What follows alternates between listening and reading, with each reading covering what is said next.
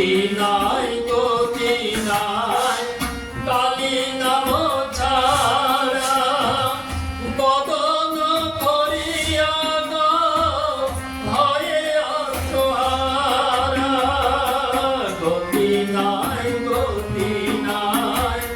মশার ছাড়া কণ্ঠ ভরিয়া ভয়ে অসহারা ওই দেখো শ্মশানে খবর ওই দেখো কই যে তোমার বন্ধু তরাইছে ভাব সিন্ধু কই যে তোমার বন্ধু তরাইতে ভাব সিন্ধু এক বিন্দু দেরি নাহি করুণা সারদা সারদা বলো মন আমার কালী মা কালী বলো মন আমার চলো চলো নয়নে হাসি মাখা বদনে আনন্দ কাননে চলো জনি কালী বল কালী বল মতি আমার সারদা সারদা বল মতি আমার কেহ তো কাহার নাই একতাটি সত্য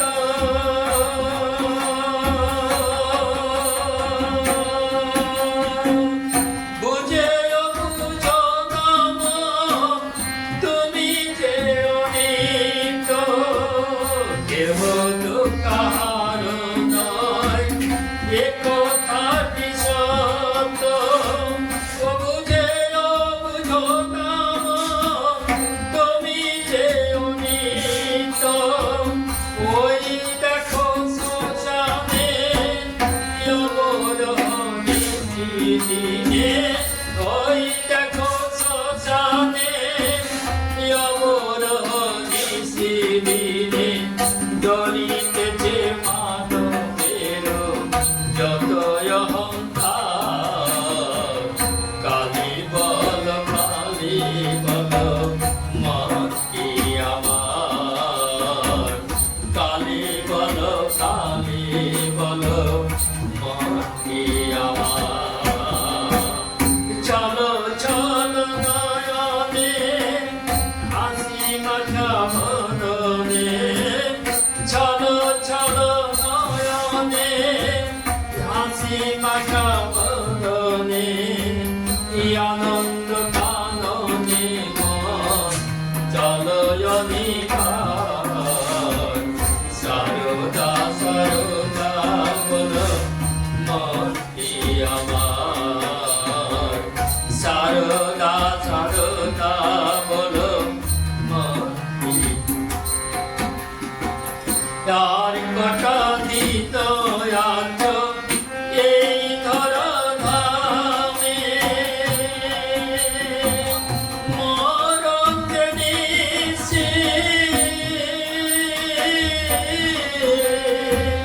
মজ সারদা নামে তার কটা দিত আজ এই ধর ধামে মরণ জেনেছে মজ সারদা নামে সারদানন্দ কহে এ প্রাণ থাকিতে দেহে সারদানন্দ কহে এ প্রাণ থাকিতে দেহে সারদা নামে ঘরিয়ারা এতে সংসার সারদা সারদা বলো মতি আমার কালী কালী বলো মতি আমার চলো চলো নয়নে হাসি মাখা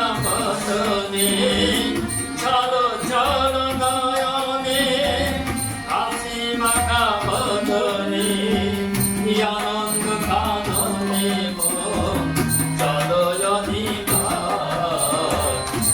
সারদা সারদা বলো মনটি আমার, সারদা সারদা বলো মনটি আমার।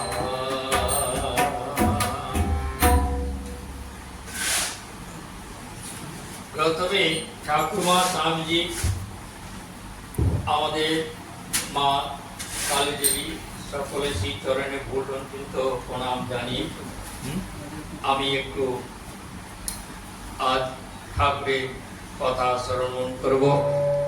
এর মধ্যে আমাদের যারা ভক্তমণ্ডলী এসেছেন তাদেরকেও আমরা শ্রদ্ধা নমস্কার জানাই। ভগবানের আশীর্বাদ তাদের মাথার মধ্যে শান্তি বাড়ি বর্ষিত হোক, এই বলে আমি একটু ঠাকুরের কথামৃত একটু স্মরণ করব। যে স্মরণে আমাদের প্রাত্যিক জীবনে যে চলতে গেলে যে কি কি করণীয়, কিভাবে চলতে গেলে সে ভগবতমুখী হতে পারে তারই কিঞ্চিত আমরা একটু আলোচনা করার জন্য চেষ্টা করছি। আমরা কেন ভগবানের কথা শ্রবণ করব, করলে আমার কি হবে, কেন এটা চাই, তাই ঠাকুর তার নিজের মুখ দিয়ে কিছু কিছু আলোচনা করেছেন, সেটাই আমি আজকে একটু আলোচনা করব। তারপরে আপনাদের মধ্যে যদি কিছু প্রশ্ন থাকে সে প্রশ্ন আলোচনা হবে। তার একটু কথামৃতের কথা বলেছিলেন, সেই জন্য একটু কথামৃতের কথাটাই বলবো। তার মধ্যে কিছু আলোচনা থাকবে, সেগুলো আমি একটু চেষ্টা করব তার কিছু ব্যাখ্যা করা, আলোচনা করা, যা প্রত্যেকের অনেক কিছু জানা হয়ে যাবে। কেন এগুলো করা হয় তাই বলছেন। গীতামুখে ভগবান শ্রীকৃষ্ণ বলছেন, মচ্চিত্ত মদ্গত প্রাণা বদয়ন্ত পরস্পরম কথং মাং নিত্যং তুষন্তি চ রমন্তি চ। আমরা সকলে সমবেত হয়েছি একইভাবে অবলম্বী, আমরা সকলে ভগবতমুখী। আমরা যে যে ঠাকুরের আরাধনা করি না কেন, প্রত্যেকের উদ্দেশ্য হচ্ছে ঈশ্বর লাভ করা, ভগবানকে দর্শন করা। কেন দর্শন, কেন লাভ? যে এইটা লাভ করলে আর আসতে হবে না, এই মর্তভূমিতে বারবার আসা যাওয়া যাতে না হয়, তারই আমরা একটু আলোচনা করব। বলছেন 1882 এপ্রিল প্রথম পরিচ্ছেদ, শ্রীরামকৃষ্ণ শ্যামপুকুরে প্রাণ কৃষ্ণের বাটিতে। ঠাকুর বলিতেছেন, ঈশ্বর ও তাহার ঐশ্বর্য, এই জগৎ তাঁর ঐশ্বর্য, কিন্তু ঐশ্বর্য দেখে সকলে ভুলে যায় যার ঐশ্বর্য তাকে খোঁজে না। কামনি কাঞ্চন ভোগ করতে সকলে যায়, কিন্তু দুঃখ ও শান্তি বেশি। সংসার যেন বিশালাক্ষীর দো নৌকা দোহে, একবার পড়লে আর রক্ষা নাই। শিপুল কাটার মতো এক ছাড়ে তো আর একটি জড়ায়। গোলক ধান্দায় একবার ঢুকলে বেরোনো মুশকিল, মানুষ যেন ঝলসা পড়া হয়ে যায়। এরপরে একজন ভক্ত আপনাদের মতো জিজ্ঞেস করছেন যে, ঠাকুর তাহলে এর উপায় কি আছে? শ্রীরামকৃষ্ণদেবকে বলছেন, উপায় সাধুসঙ্গ প্রার্থনা। শ্রীরামকৃষ্ণ, উপায় সাধুসঙ্গ আর প্রার্থনা। বৈদ্যের কাছে না গেলে রোগ ভালো হয় না। সাধুসঙ্গ একদিন করলেই হয় না, সর্বদাই দরকার, রোগ লেগেই আছে। আবার বৈদ্যের কাছে না থাকলে নারী জ্ঞান হয় না, সঙ্গে সঙ্গে ঘুরতে হয়, তবে কোনটি কফের নাড়ি, কোনটি পিত্তের নাড়ি বোঝা যায়। ভক্ত সাধু সঙ্গে কি উপকার হয়? শ্রীরামকৃষ্ণ, ঈশ্বরে অনুরাগ হয়, তার উপর ভালোবাসা হয়, ব্যাকুলতা না এলে কিছুই হয় না। সাধু সঙ্গ করতে করতে ঈশ্বরের জন্য প্রাণ ব্যাকুল হয়। যেমন বাড়িতে কারোর অসুখ হলে সর্বদাই মন ব্যাকুল হয়ে থাকে কিসে রোগী ভালো হয়। আবার কারোর যদি কর্ম যায়, সে ব্যক্তি যেমন অফিসে ঘুরে ঘুরে বেড়ায়, ব্যাকুল হতে হয় সেই রূপ।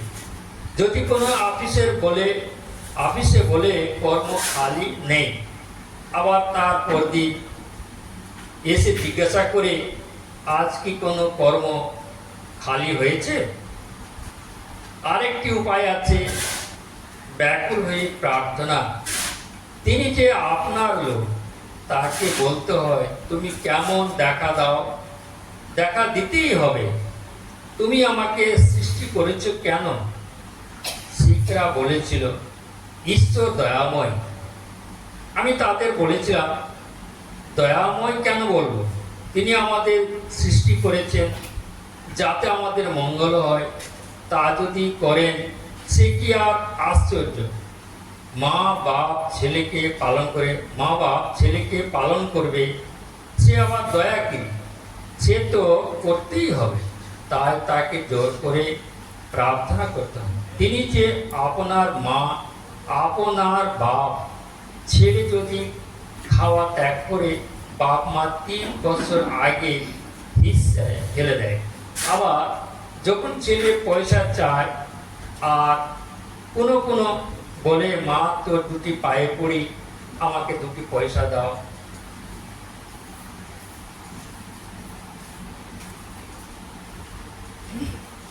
সে তখন মা বেজার হয়ে তার ব্যাকুলতা দেখে পয়সা ফেলে দেয়। সাধু সঙ্গ করলে আরেকটি উপকার হয়, সৎ অসৎ বিচার, সৎ নিত্য পদার্থ অর্থাৎ ঈশ্বর, অসৎ অর্থাৎ অনিত্য।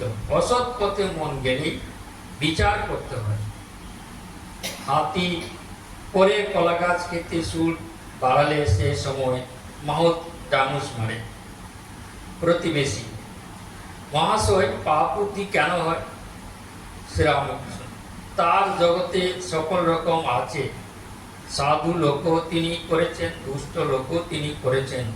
সদ্বুদ্ধি তিনি দেন, অসৎ বুদ্ধি তিনি দেন।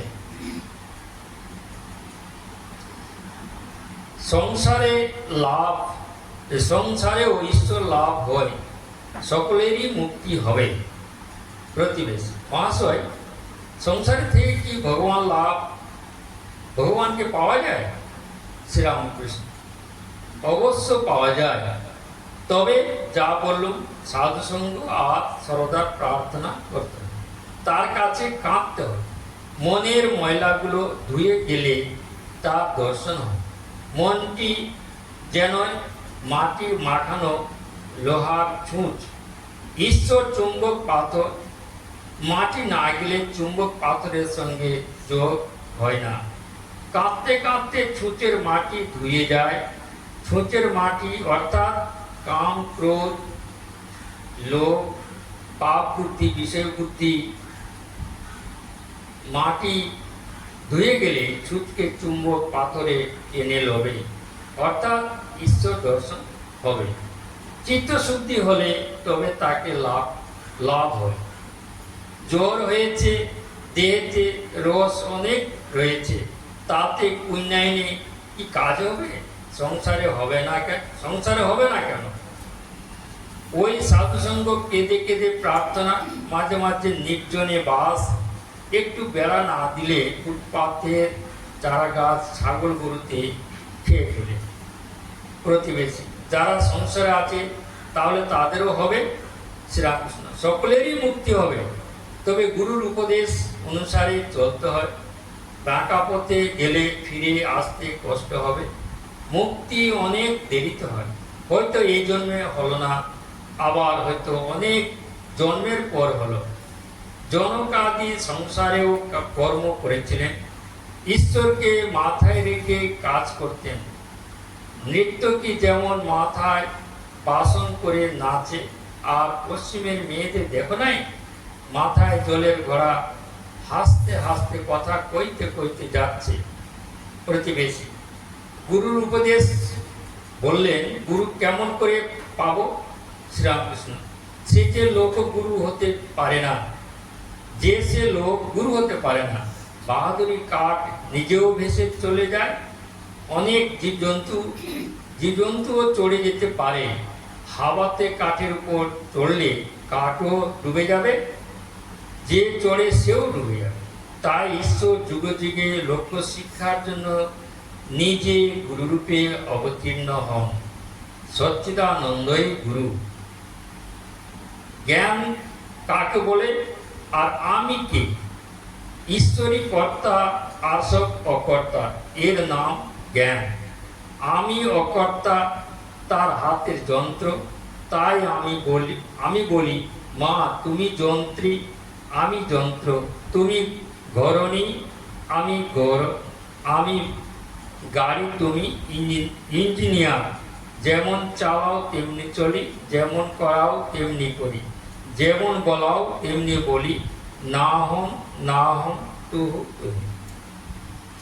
এখন হচ্ছে আমরা তো একটু পাঠ করলাম, এরপরে একটু এর মধ্যে কিছু কথা আছে, সেগুলো একটু স্মরণ মন করব, সেগুলো আলোচনা করব। কি বলতে চাইছে সেগুলো সম্বন্ধে একটু জানব।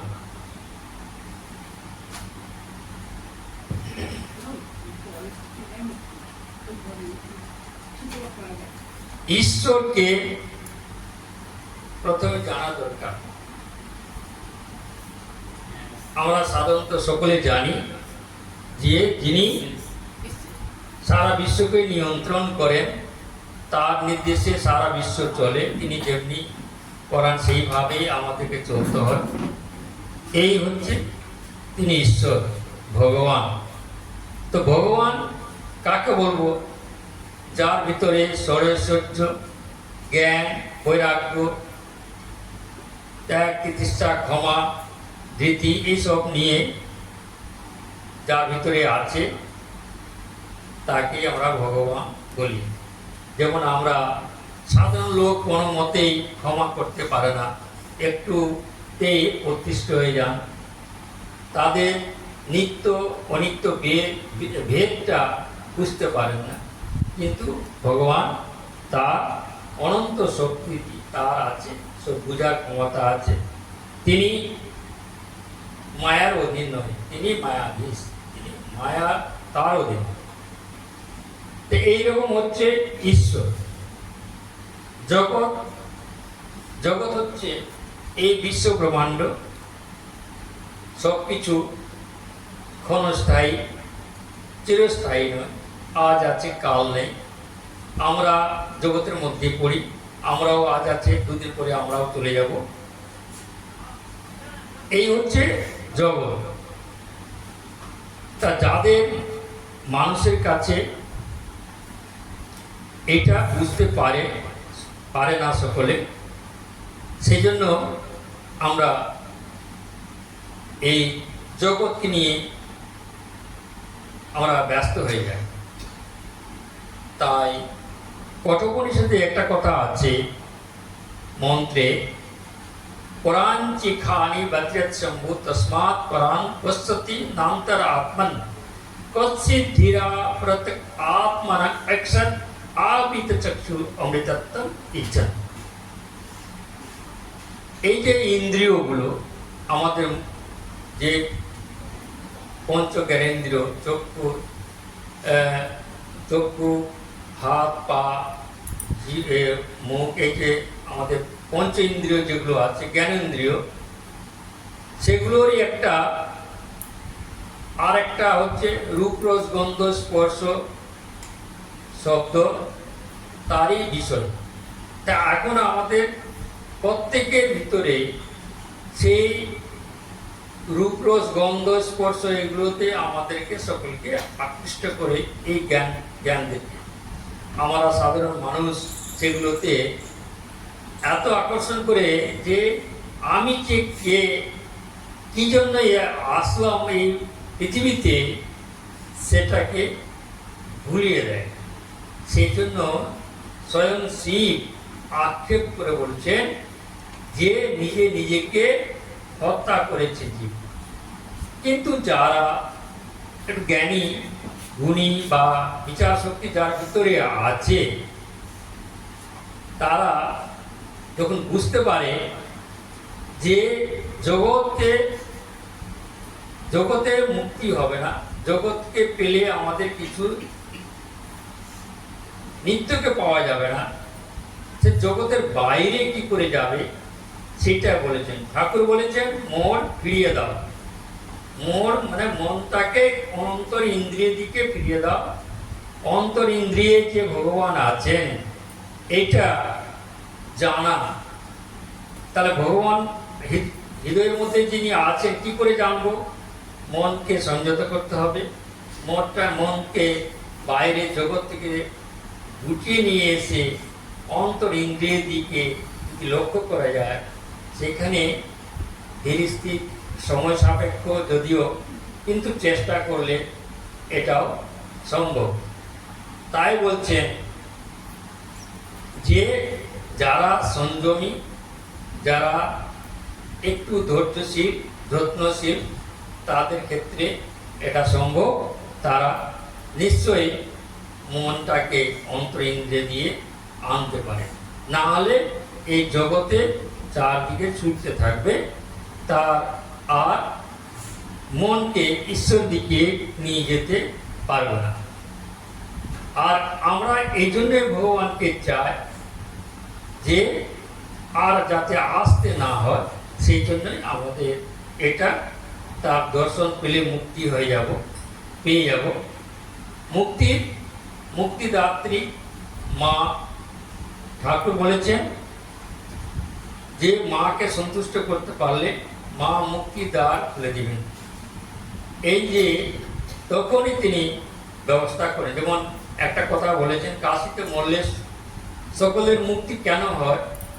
যে যখন শরীর যায় তখন কাশিতে, তখন মা এসে তার বন্ধনগুলো কচকচ করে কেটে দিলেন, আর শিব এসে তারক মন্ত্র দিয়ে মানুষকে মুক্ত করে দেবেন। এই হচ্ছে তারা ঈশ্বর আর জীব, আমরা এইটুকু বুঝতে পারলাম। এরপরে বলছেন তাহলে আমাদের উপায় কি? আমরা তো সংসারী, আমাদেরকে কি করলে ভগবানকে পাবো, সংসারের থেকে ভগবানকে পাওয়া যায়, সেটা বলছে। সাধু সঙ্গ। কিরকম সাধু সঙ্গ? সাধুদের কাছে, যেমন একটা বৈদ্যের কাছে গেলে নারী জ্ঞান পাওয়া যায়, সেরকম ভগবানের কাছে গেলে ভগবান কি করে তাকে পাওয়া যায় সেই রাস্তাটা তিনি সাধুরা জানেন। যেহেতু সাধুরা এই রাস্তায় চলছে এবং পাওয়ার চেষ্টা করছে, সেই সাধুদের কাছে গেলে আমাদের তার সঙ্গ করলে কোথায় সাধনায় বিঘ্ন আছে, কোথায় বাধা আছে, তিনি সেগুলো জানেন এবং বলে দেন। সাধু কারা? সাধু বলতে গেলে আমরা সকলেই একদিক দিয়ে সাধু। কেন? সাধু মানে হচ্ছে যে ভগবানকে পাওয়ার যার ভিতরে ইচ্ছা হয়েছে, সেই হচ্ছে সাধু। সাধু সন্ন্যাসী সাধু হতে পারে, গৃহস্থ সাধু হতে পারে। নাগ মহাশয় সাধু আছেন, গিরিশ ঘোষও সাধু হয়েছে। গিরিশ ঘোষ সাধু বলা যায় না, কিন্তু বলিনি, কিন্তু ওটা সন্ন্যাসী বলেছেন, ভৈরবের অবতার বলেছেন। কিন্তু এই যে নাগ মহাশয়কে সংসার থেকেও সাধু নাগ মহাশয় বলেছেন, এই জন্য তা আমরা সকলেই যে যেখানে থাকি না কেন, সকলেই আমরা সাধু। কেন না ভগবানকে পাওয়ার আমাদের ভিতরে ইচ্ছা থেকেছে। যার ভিতরে জাগেনি সে সাধু হতে পারবে না, তারা মুক্তিও পাবে না। এবং মুক্তি পেতে গেলে, মুক্তি কেন বলছি বারবার, এই জগতে যন্ত্রণা সকলেই অভিজ্ঞতা আছে।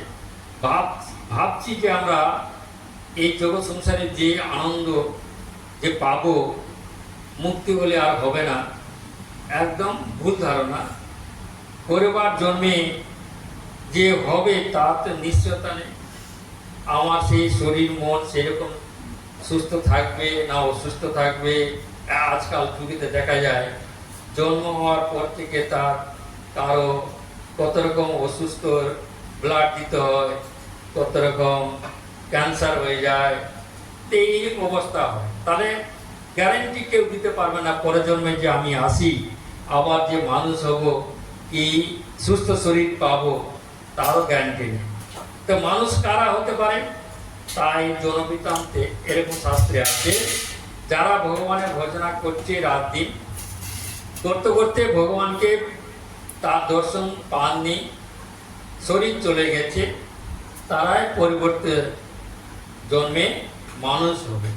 আর যারা ভগবানের চিন্তা একদম করেনি, শুধু এসেছে চলে গেছে আর জগৎ সংসারে আনন্দ করে চলে গেছে, তাদের কাছে যতই আমরা বাইরে ভগবান বলি না কেন, ভিতরে তাদের স্থান নেই ভগবানের। তারা আর আবার ফিরে আসতে হবে। কিরকম? তাই বলছেন 20 লক্ষবার বৃক্ষে জন্ম, 20 লক্ষবার বৃক্ষে জন্ম হবে, ক্রম যেটা জন্মে। তারপরে হবে জলচর প্রাণী, এই মাছ, এই কুম্ভীর, হাঙর যত আছে এগুলোতে জন্ম হবে 11 লক্ষবার। কৃমি, কেঁচো এগুলোতে জন্ম হবে 9 লক্ষবার। পক্ষীতে জন্ম হবে 10 লক্ষবার। ডিম্ব আকারে যেগুলো জন্ম সেটাতে 9 লক্ষবার। পশুতে জন্ম হবে না, সরি আমি বলতে ভুল করলাম, কৃমি কেঁচোতে জন্ম হবে 9 লক্ষবার। পক্ষীতে জন্ম হবে 10 লক্ষবার। বিভিন্ন রকম জন্ম হয়ে হয়ে তারপরে আসছে পশু, কুকুর, বিড়াল, ছাগল, গরু, বাঘ, ভাল্লুক, যত রকম জন্তু আছে সেগুলোতে আসবে 30 লক্ষবার। তারপরে আসবে 4 লক্ষবার হবে বাঁদর আর শিম্পাঞ্জি বলে। এইগুলো তো হচ্ছে লাস্ট জন্ম তাদের, মনুষ্য জন্মার পূর্বের জন্ম। এরপরে মনুষ্য জন্ম পাবে। এই মুক্তি পাওয়ার জন্য সুযোগ দেওয়া হলো। যদি কেউ গ্রহণ না করে, তাহলে ভগবানের চিন্তা শ্রবণ না করে শুধু আসলো যায় তো গৃহতে এইভাবে চলে গেল, জন্ম নিল, মৃত্যু হলো, আর আনন্দ ফুর্তি করে চলে গেলাম, তাদের আবার সেই গাছপালা থেকে শুরু করে করতে হবে, জন্ম নিতে হবে। এইরকম হচ্ছে জন্মের বৃত্তান্ত।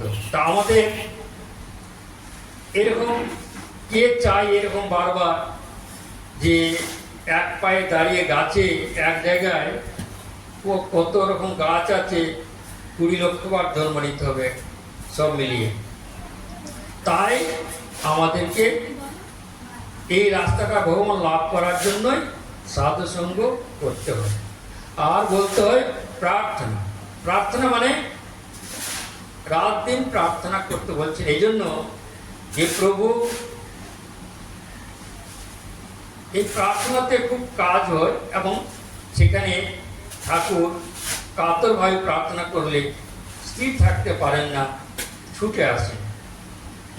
তাই একটা জায়গা বলছেন, নাহং তিষ্ঠামি বৈকুণ্ঠে যোগিনাং হৃদয়ে নচ মদ ভক্তা যত্র গায়ন্তি তত্র তিষ্ঠামি নারদহ।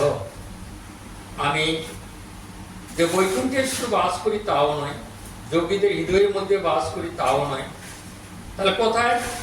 না, যারা সকলে মিলে প্রার্থনা করে সেখানে ঠাকুরের আবির্ভাব হয়, সেখানে উপস্থিত হয়ে সেই প্রার্থনাটা আপনি শুনেন। এই যে মন্দির করা হলো, এত মসজিদ করা হয়, কেননা সেখানে এসে নিশ্চিন্ত মনে ভগবানকে চিন্তা করা হয়, প্রার্থনা করা হয়। সেই জন্য যেটা আমাদের বাড়ির রুমে বা আমাদের বাড়িতে সম্ভব হয় না, কেননা সেখানে অনেক রকম বাধা বিপত্তি থাকে, কত রকম বিঘ্ন আছে। সেগুলো থেকে এড়িয়ে গিয়ে এর মন্দিরে একটু চিন্তা করলে নিশ্চিন্তে সেখানে আর কেউ ডিস্টার্ব করবে না, সেখানে ভগবানের নাম করলে মন শান্ত হয়, চট করে ঈশ্বরমুখী হয়। এটাই জন্য মন্দির নির্মাণ করা, মন্দিরে বসা, ভগবানের কাছে প্রার্থনা করা। সব সম্মিলিতভাবে যতই প্রার্থনা করব, ঠাকুর ততই এসে আমাদের কাছে বসে থাকে বা শুনেন প্রার্থনাটা। এখনো কাশিতে শোনা যায় যে রাম নাম যখন হয় হনুমান এসে শুনেন। এটা আমরা শুনেছি, অনেক জায়গায় অনেকে দর্শন করেছেন। সেই রকমই ঠাকুরও, মাও সকলে এসে শুনেন আমাদের প্রার্থনাটা, না হলে সুষ্ঠুভাবে চলতে পারে না। এই হলো প্রার্থনা, যে সবসময় যারা লেগে থাকে। আর খ্রিস্টান ধর্মে একমাত্র প্রার্থনাটাই হচ্ছে আসল, তাদের কোনো জপ নেই। আর ইসলাম ধর্মেও আমার মনে হয় না, ওদেরও শুধু প্রার্থনা আছে, ওই যে নমাজ পড়ে এটা আছে। কিন্তু যে সবসময় জপ করতে থাকে এরকম আমি অন্তত পক্ষে দেখিনি কাউকে। কিন্তু ওরা প্রার্থনাটা ঠিক নিয়ম নিষ্ঠা করে করে ভগবানকে, আল্লাহকে, সেরকম আমরাও যদি এইভাবে করতে পারি তাহলে আমাদেরও লাভ হবে। শ্রীরামকৃষ্ণদেবকে জিজ্ঞেস করছেন, শ্রীরামকৃষ্ণদেব বলছেন ঈশ্বরে অনুরাগ হয়, সাধু সঙ্গে কি উপকার হয় না, ঈশ্বরে অনুরাগ হয়, তার উপর ভালোবাসা হয়। ব্যাকুলতা না এলে কিছুই হয় না। এই যে ভগবানকে ডাকতে ডাকতে মনের ব্যাকুলতা আসবে, ভালোবাসা জমবে। যেমন কখন ঠাকুরকে পাওয়া যাবে সেটা বলছে, মা সন্তানের প্রতি যে ভালোবাসা, আর বিষয়ের প্রতি যে ভালোবাসা, আর স্বামী স্ত্রীর প্রতি যে ভালোবাসা, এই তিনটা এক হলে তবে ভগবানকে দর্শন পাওয়া যায়। তো এইরকম যদি আমরা সত্যিকারী ধীরে ধীরে এইভাবে প্রার্থনা করতে করতে করতে মন ব্যাকুল হবে। আর ব্যাকুল হলে কি হবে, যে হে ভগবান তুমি কেমন আছো দেখা দাও, দেখা দিতেই হবে। নাহলে তুমি কেন আমাকে সৃষ্টি করেছো, কেন এখানে নিয়ে এসেছো, এই যে তার দায়িত্ব।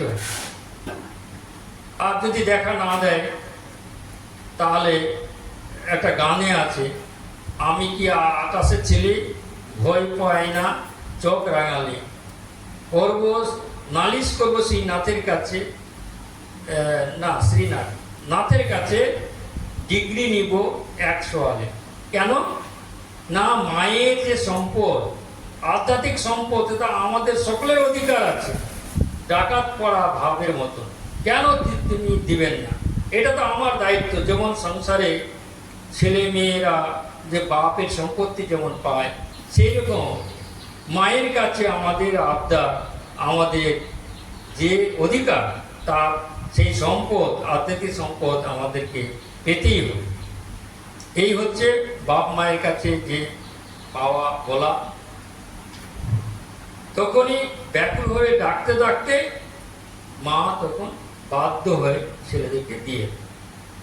এই তা আমাদের সাধু সঙ্গ করলে আর একটা উপকার হয়, কোনটা সৎ কোনটা অসৎ।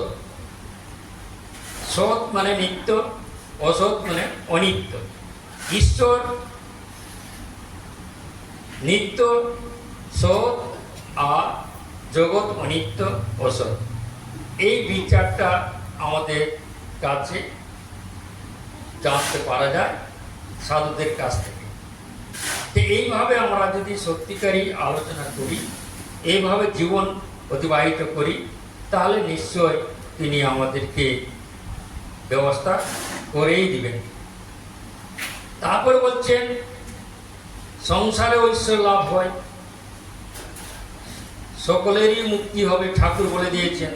তাই আমাদেরকে সেইটাকে, পথটাকে বা তার কথাটাকে বিশ্বাস করে, শাস্ত্র বলছেন বিশ্বাসে মিলাই বস্তু তর্কে বহুদূর।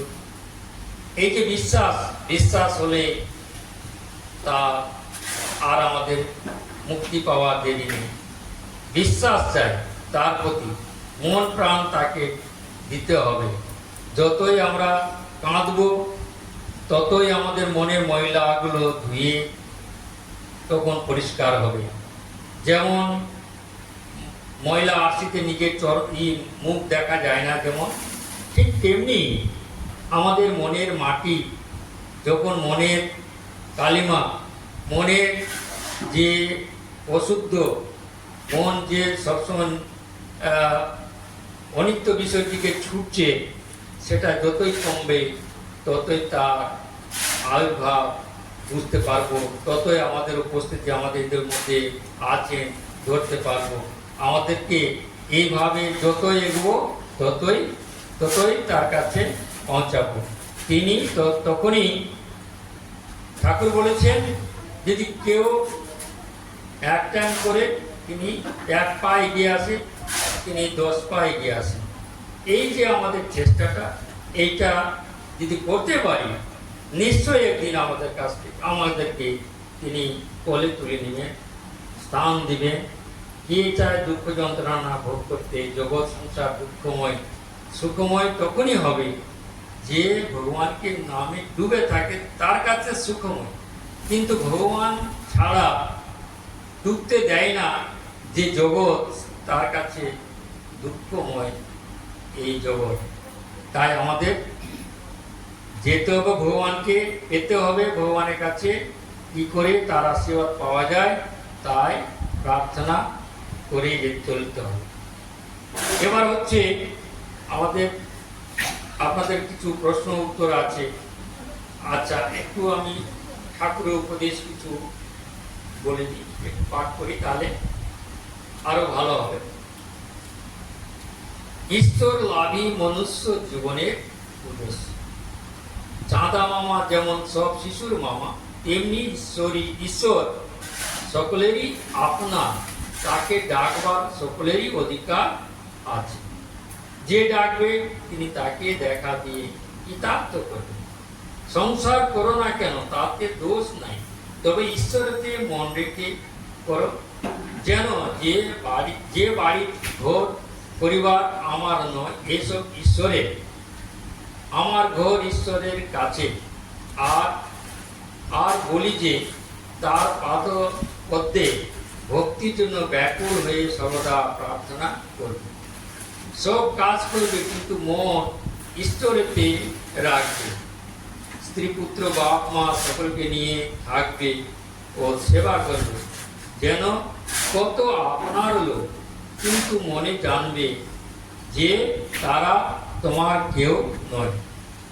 এক হাতে কর্ম করো, আর এক হাতে ঈশ্বরকে ধরে থাকো। কর্ম শেষ হলে 2 হাতে ঈশ্বরকে ধরবে। বড় লোকের বাড়ি ঝি, কারো কাজ করবার সময় ভাবে সবই মনবের কাজ, নিজের কিছু নয়। তেমনি সংসারে থেকে কাজ করতে মনে করবে সবই তার নিজের বলতে কিছুই নাই। ভক্তি পথে তাকে সহজে পাওয়া যায়। এখন হচ্ছে কি, আমাদের এই উপদেশের শেষ নেই। তা আপনাদের কিছু প্রশ্ন কিছু আছে, সেটা একটু বলার চেষ্টা করব। তারপরে গান হলে তারপর শেষ করবো, সমাপ্ত করবো। বলুন আপনাদের কি প্রশ্ন আছে? সৎ মানে তিনি ঈশ্বর ভগবান, আর গুরু সাধারণত বলে সচ্চিদানন্দই গুরু, ঈশ্বরই গুরু। তিনি যে পথে আমাদেরকে নিয়ে যান, আর এই সব যার ভিতরে আছে সেই হবেন গুরু। না হলে আমাদের কি বলবো, গুরু টাইপের হলে এরকমই হবে। নিজেরও তো উদ্ধার হয়নি, এবং আর বাইরে কাকে উদ্ধার করবে তারও কোনো নিশ্চয়তা নেই।